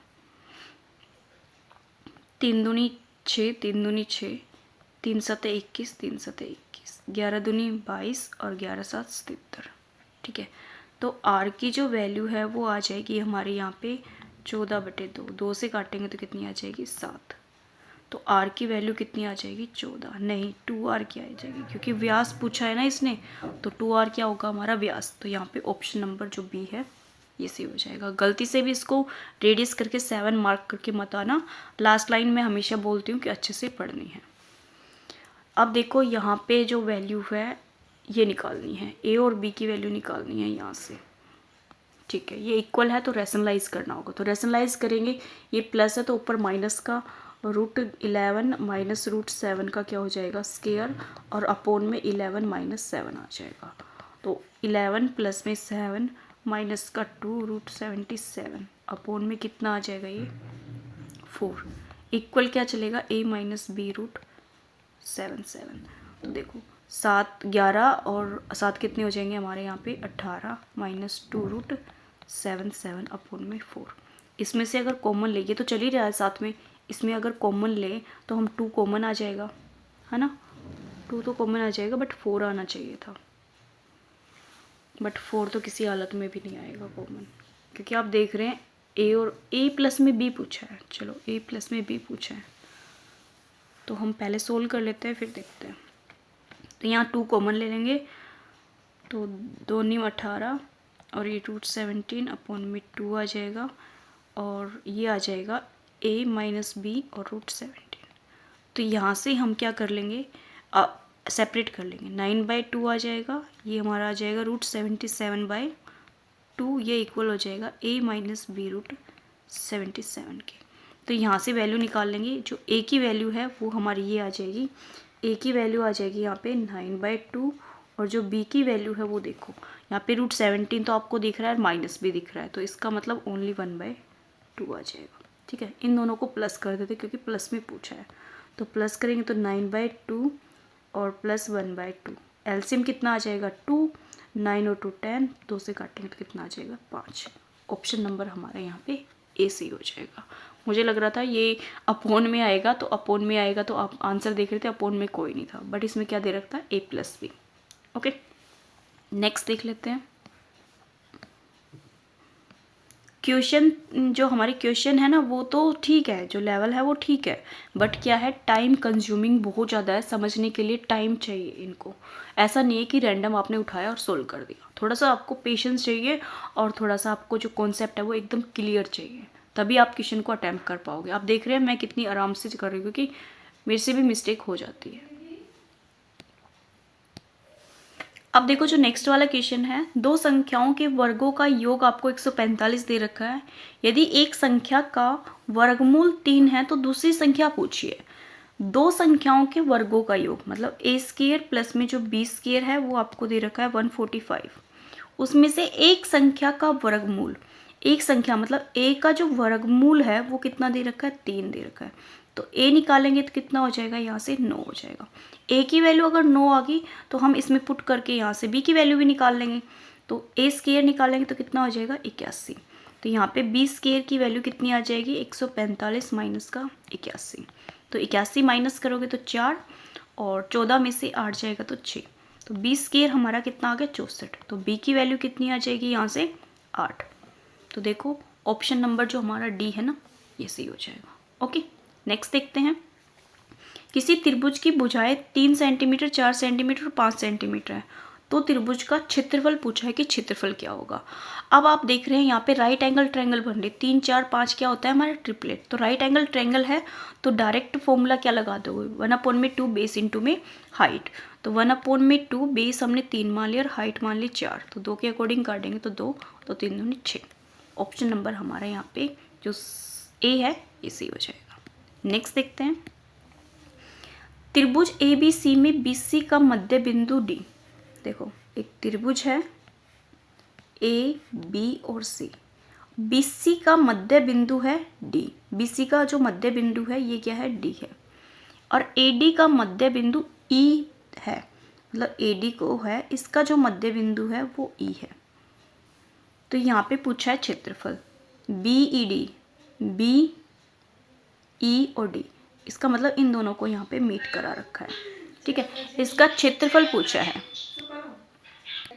तो यहाँ पे देखो एरिया पूछा है इसने, तो यहाँ पे ए और ई और डी ये वाला एरिया पूछा है। तो पूरी जो ट्रायंगल है उसके जो ये पार्ट ही तो है, ये भी इक्वल पार्ट है, ये भी इक्वल पार्ट है और ये भी इक्वल पार्ट है और ये भी इक्वल पार्ट है। तो यहाँ पे नंबर ऑफ पार्ट देखो कितने हो गए, 1 2 3 4। एक के कितने पार्ट है, 4 पार्ट है। तो एरिया क्या हो जाएगा, A B C. A B C का क्या हो जाएगा, क्षेत्रफल हो जाएगा। तो देखो 1/4 आपको ऑप्शन नंबर ओनली 1 में दे रखा है, तो ये हमारा आंसर हो जाएगा। ओके, नेक्स्ट देख लेते हैं। इसके बाद शायद एक ही क्वेश्चन लिया है मैंने, हाँ आज के जो क्वेश्चन है वो मैंने कम ही लिए क्योंकि जो क्वेश्चन है उनमें एक्सप्लेनेशन थोड़ी सी ज़्यादा थी जो आपने देख ली होगी। 1 किलोमीटर कितने मील के बराबर होता है, भाई जो 1 किलोमीटर होता है वो हमारा यहाँ पे 1.6 मील के इक्वल होता है। ये क्वेश्चन मैंने भी याद किया था, तो आप भी इसको याद कर सकते हैं, ठीक है। लास्ट क्वेश्चन बचे हैं 2, इनको और सोल्व कर लेते हैं। यदि समीकरण दे रखे हमसे यहाँ पे 2x प्लस में 3y7 और ये दे रखा है 21 के अनंत हल विद्यमान है। यहाँ पे क्या दे दिया, दो हमारी इक्वेशन दे रखी है और बता रखा है इनके अनंत हल है, मतलब बहुत ज़्यादा हल है। तो बहुत सारे हल है, तो इसका मतलब ये क्या है, हमारे पॉइंट कोइंसिडेंट है। कौन से हैं, कोइंसिडेंट। कोइंसिडेंट की लाइन का क्या होता है, जो a1 अपॉन में a2 होता है वो इक्वल होता है b1 अपॉन में b2 के, c1 अपॉन में c2 के। तो वैसे ही आप रख लोगे इनको, तो जो 2 की वैल्यू है वो इक्वल आ जाएगी, अपॉन में आ जाएगी a प्लस बी के, और जो 3 है वो आ जाएगा 2a माइनस बी के, और जो c है वो आ जाएगा 7 अपॉन में 21। तो आप इनको किसी को भी इक्वल रख सकते हो। तो 7 से कम 7 7 है 21, 1 अपॉन में 3। तो हम इन दोनों को सोल्व करते हैं। देखो 2 अपॉन में a प्लस में b इक्वल आ जाएगा 1 अपॉन में 3, मल्टीप्लाई करेंगे तो 6 आ जाएगा, तो a प्लस में b आ जाएगा, ठीक है। a b की वैल्यू निकालनी है। अब हम इसके इक्वल रखेंगे तो देखो क्या आ जाएगा, 3 3 9 और 2a माइनस का b आ जाएगा।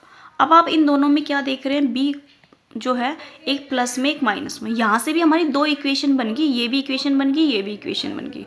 तो जो दोनों इक्वेशन है इनको हम सोल्व कर लेंगे तभी हमारी a और b की वैल्यू आएगी। तो ये प्लस और ये माइनस दोनों कैंसिल आउट, 9 और 6 कितने हो जाएंगे, 15, और यहाँ से 3a। तो a की वैल्यू कितनी आ जाएगी, यहाँ से 5। थोड़ी सी श्योर आ रहा होगा आई थिंक, कोई आ गया है इस वजह से। तो यहाँ पे जो ए की वैल्यू है वो कितनी आ गई 5। तो ए की वैल्यू देखो ऑप्शन नंबर बी और जो डी है इसमें दे रखी है, तो ये तो हमारा कैंसिल आउट। तो जो ए की वैल्यू है वो हम इन दोनों में से कोई भी एक इक्वेशन में पुट कर देंगे। तो देखो 6 प्लस में ए प्लस में बी है, तो ए की वैल्यू अगर 5 लेंगे तो बी की वैल्यू कितनी आ जाएगी 1। तो बी की वैल्यू 1 देखो किस में आ रही है, ऑप्शन नंबर बी में आ रही है। तो यहाँ पे हाँ ये 5 है तो इधर आएगा तो कितना हो जाएगा माइनस का, तो 1 ही आएगा, क्योंकि इन दोनों में जो डिफरेंस है वो सिर्फ माइनस और प्लस का है, तो थोड़ा सा ध्यान रखना है। अब देखो एक वर्ग के विकर्ण की लंबाई a सेंटीमीटर, तो वर्ग का क्षेत्रफल पूछा है। ये जो क्वेश्चन है ये आपको यकीन नहीं होगा, मैंने यहाँ पे जितने भी सेट कराए हैं जिसमें से लास्ट ईयर के पेपर करा रही हूँ, तो 2020 का कल कराया था उसमें भी था, 2022 का था उसमें भी था, और ये अब 2019 का है आज का, और इसमें भी है। तो ये क्वेश्चन आप देख सकते हैं कि 3 साल में रिपीट हो चुका है, मतलब 3 बार रिपीट हो चुका है, तो हो सकता है आपकी बार आ जाए। देखो 20 में नहीं आया, 19 में था, 20 में आया, 21 में नहीं आया, 22 में आया है, तो हो सकता है 23 में ना आया और 24 में आ जाए। तो आप इसके लिए थोड़ा सा तैयार रहना, ठीक है। तो यहाँ पे जो विकर्ण है, जो डायगोनल है वो दे रखा है a, ठीक है। तो डायगोनल होता क्या है √3a, ये a के इक्वल होता है। तो a की वैल्यू निकालेंगे तो कितना आ जाएगा a अपॉन में √3। √3 नहीं होता, √3 तो किसका होता है, क्यूबॉइड का होता है, क्यूब का होता है, और ये वर्ग है, स्क्वायर है ये, तो ये 2 होगा। कितना होगा 2। तो इसका एरिया निकालेंगे तो क्या हो जाएगा a² अपॉन में 2 सेंटीमीटर स्क्वायर। ऑप्शन नंबर जो हमारा बी सी है ना, ये सही हो जाएगा, ठीक है। ये थोड़ा ध्यान रखना, स्क्वायर और जो हमारा क्या बोलते हैं क्यूब होता है, वो मतलब जो क्यूब होता है वो स्क्वायर से बनता है, तो मैंने वहाँ पे रिलेट कर दिया था। आप ध्यान रखना जो वर्ग है जो स्क्वायर है उसका तो डायगोनल होता है √2a। अगर हम इसमें क्यूब की बात करें, घन की बात करें, तो वो होगा हमारा √3 है। दोनों में बस √2 और √3 का ही डिफरेंस है ना, 2 और 3 का, और ज़्यादा नहीं है। यहाँ पे हमारे जो क्वेश्चन है 130, तो 20 क्वेश्चन छोड़ दिए, तो यहाँ पे मैंने 41 क्वेश्चन करा दिए हैं। आई होप आपको ये जो 41 क्वेश्चन है ये समझ आए, और जो इनका सॉल्यूशन है वो भी समझ आए, क्योंकि जो लेवल था वो थोड़ा सा अच्छा नहीं था, बहुत अच्छा था, काफ़ी मज़े आए मुझे तो इसको करने में। आई होप आपको भी मज़े आएंगे। और जो सॉल्यूशन है वो आप देख पा रहे होंगे टाइम कंज्यूमिंग है, तो 2019 में थोड़ा सा हार्ड पेपर था as compare to other years के, है ना। तो आप इनको अच्छे से कर लीजिए, क्या पता आपकी किस्मत अब की बार अच्छी हो या बुरी हो, ये तो आने वाला एग्ज़ाम ही बताएगा। बट कहने का मतलब यही है कि आप अपनी प्रिपरेशन को अच्छा करिए, स्ट्रोंग बनाइए, हर टॉपिक पे पकड़ बनाइए। तो थोड़ा सा आप 11th-12th की साइड भी जा सकते हैं। 11th के टॉपिक में जो आपको परमुटेशन आ रहा है और एक और आ रहा था ना सेट वाले, उन चीज़ों को भी थोड़ा सा आप रीड कर लेंगे तो आपको बेनिफिट रहेगा। ओके, मिलते हैं नेक्स्ट वीडियो में, जब तक के लिए थैंक यू। अगर वीडियो पसंद आती है तो प्लीज़ लाइक कीजिए, सब्सक्राइब कीजिए और अपने दोस्तों के साथ ज़रूर शेयर कीजिए। मिलते हैं नेक्स्ट वीडियो में। Thank you for watching me.